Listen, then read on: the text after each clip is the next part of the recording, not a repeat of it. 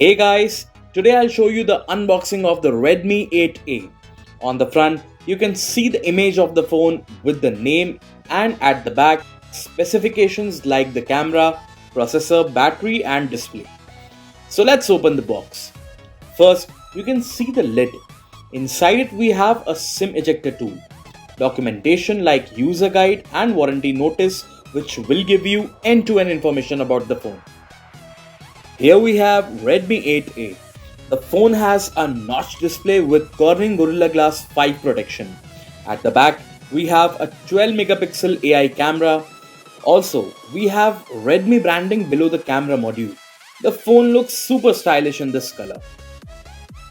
Next, we have a USB Type-C cable for charging the phone and transferring the data.